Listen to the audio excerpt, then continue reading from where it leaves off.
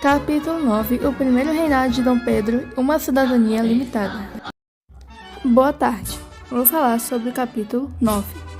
O reinado de Dom Pedro I, uma cidadania limitada.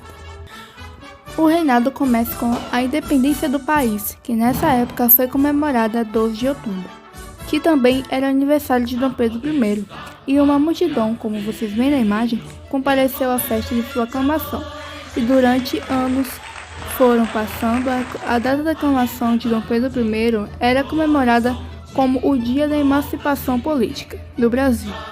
Então, o imperador na época era um homem popular. Agora uma pergunta: por que o reinado de Dom Pedro I foi uma cidadania limitada? Precisamos entender primeiro o que é uma cidadania limitada.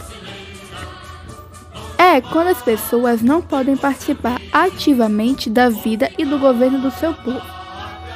Por que o reinado de Dom Pedro foi uma cidadania limitada? Bom, na época, uma crise econômica financeira atingida em todo o Nordeste devido à queda nos preços externos de açúcar, do fumo, do algodão e altos impostos cobrados pelo governo de Dom Pedro.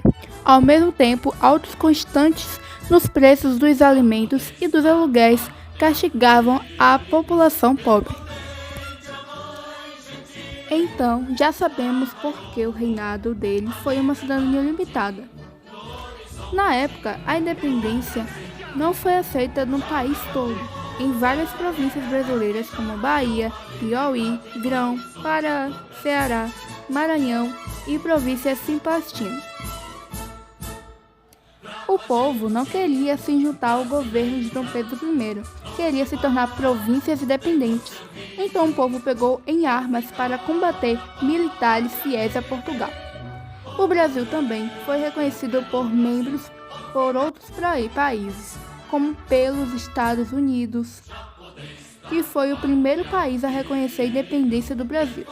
E para isso, então, o presidente dos Estados Unidos, James Morris, apoiou-se em uma doutrina que recebeu-se o nome da doutrina Monroe, podendo ser resumida na frase América para os americanos. Isto é, cada país da América deveria se autogovernar e não aceitar a interferência da Europa. Daí, o interesse estadunidense no reconhecimento da emancipação política brasileira. Portugal também reconheceu o Brasil em 1825, mas para isso exigiu um pagamento de 2 milhões de libras esterlinas, moedas inglesas. E para pagar essa dívida, o governo brasileiro pediu aos banqueiros ingleses o empréstimo e parte do dinheiro nem conseguiu sair da Inglaterra, porque Portugal devia aos ingleses uma grande soma. A Inglaterra também reconheceu o Brasil em 1827 e exigiu também a renovação do Tratado de Comércio e Navegação por mais de 15 anos. Portanto, os produtos ingleses continuariam pagando apenas 15% de imposto nos portos brasileiros por mais de uma década e meia, e a extinção do tráfico de africanos escravizados com o prazo de 3 anos. E para isso, o Brasil também precisava de uma Constituição, que agora ele era independente de Portugal. Ele podia fazer suas próprias leis. Então, essa Constituição foi feita no Rio de Janeiro, em maio de 1823, na Assembleia Constituinte formada por vários deputados de várias províncias brasileiras.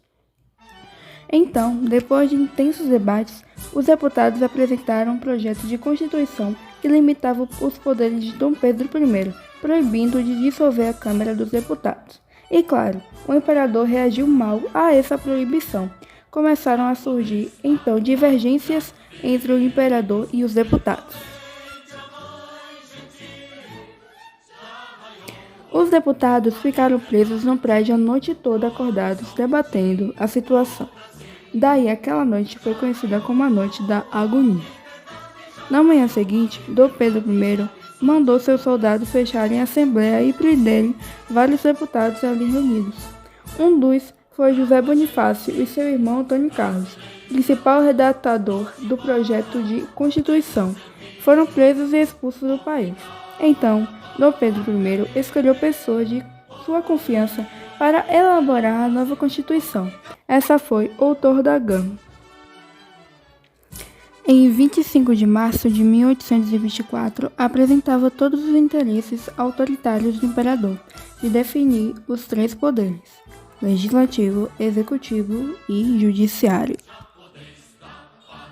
Veio então a Confederação do Equador, que foi uma revolta ocorrida inicialmente em Pernambuco, como vocês estão vendo nessa imagem, em 1824, que lutou contra o autoritarismo de Dom Pedro I e defendeu a instalação da República no Brasil, em vez do Império, como era estabelecido na época. Como vocês estão vendo aí na imagem no pato.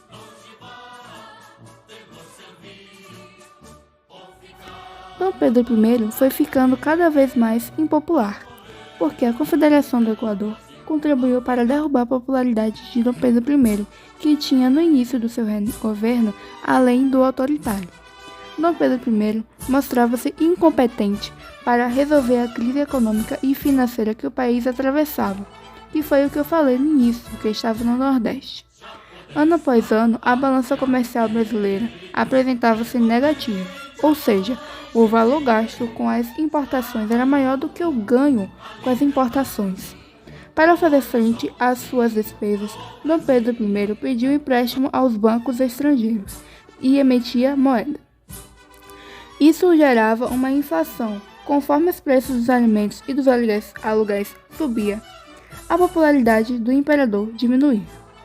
Em 1829, como reflexo dessa crise do Banco do Brasil, fundado na época de Dom Pedro VI, faliu. Veio aí a província Cisplatina, que é a atual Uruguai, Guerra da Cisplatina, que contribuiu para aumentar o descontentamento oposicionado ao governo de Dom Pedro I, que entre 1825 e 1828 o Brasil se envolveu nessa guerra contra o Uruguai, que se reivindicou a independência e queria se libertar do Brasil. Aí veio a sucessão do trono português, onde o seu pai, Dom João VI, morreu e deixou o trono para seu filho Dom Pedro I. Mas seu irmão, Dom Miguel, deu um golpe e ocupou o trono. O imperador ficou revoltado, querendo poder, mas a população brasileira dizia que ele estava mais preocupado em Portugal do que o Brasil. E então terminamos a abdicação de Dom Pedro I, onde o imperador se cansou das revoltas contra ele e largou em 7 de abril de 1831 e deixou o trono brasileiro para seu filho, Pedro de Alcântara. Terminamos por aqui. Muito obrigada pela atenção e até a próxima.